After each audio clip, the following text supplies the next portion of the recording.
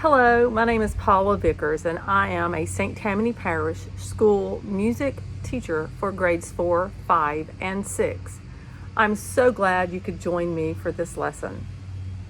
In this lesson, we are going to explore bucket drumming.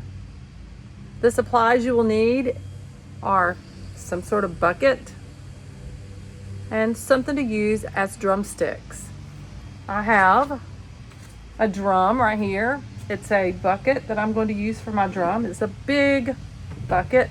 I also have a smaller one that's a mop bucket. You could use that. And then I found a couple of paint stirrers in my garage, and that is what I'm going to use for my drumming today on the buckets. Before we get into that, let's talk about a couple of famous drummers. The first drummer I'd like to talk about is Ringo Starr. Ringo Starr was the famous Beatles drummer. Many of you have heard of the Beatles, I'm sure. The other drummer who has been one of the most influential of all times is a jazz drummer by the name of Buddy Rich. He influenced a lot of modern drummers. Now, I grew up in a family with a drummer. My brother was a drummer. He was a little younger than I. And before he was even in band or had his own drum set, he used buckets and garbage cans and anything he could find around the house to create his own drum set, and he would play all kinds of things. He was either in the garage or in the living room playing the drums. Now, let's go over the different parts of the bucket. We can create a lot of different sounds. We have the sides of the bucket.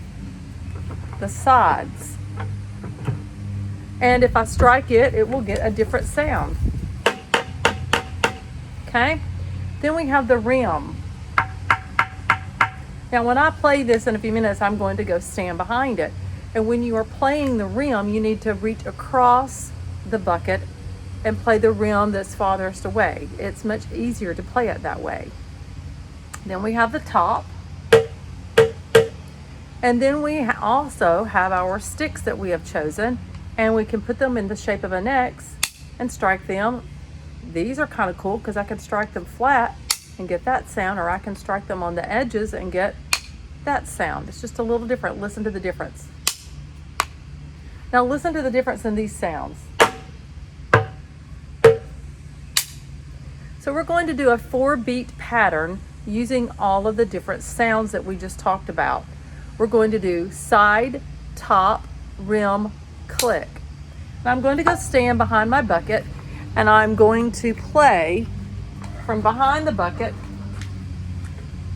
because it will be much easier for both of us. So the rhythm we're going to use is just strictly 4 quarter notes. We're going to use 4 quarter note patterns. 1, 2, 3, 4. And I'm going to go side, top, rim, click. Side, top, rim, click. Side, top, rim, click. Side, top, rim, click. Pretty simple. Let's do that together. And let's do it 4 times in a row. Side, top, rim, click. Side, top, rim, click. Side, top, rim, click.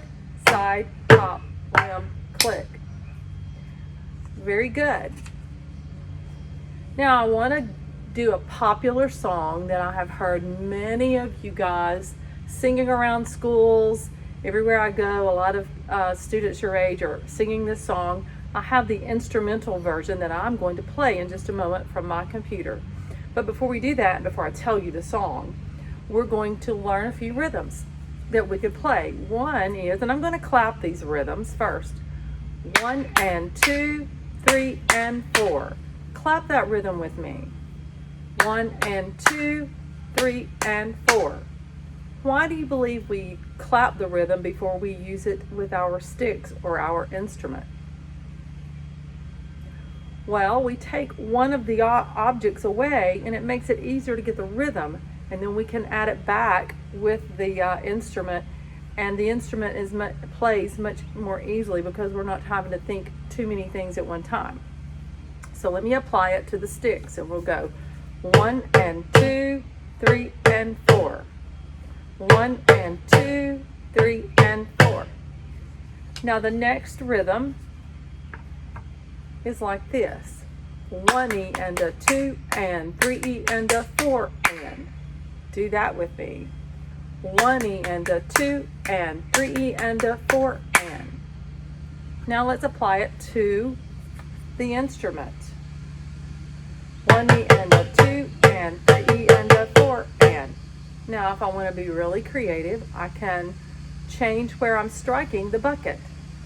1E and a 2 and 3E and a 4 and.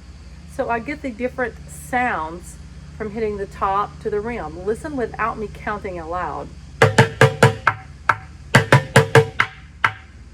So it gives it some more personality, or it makes it more interesting when you do that.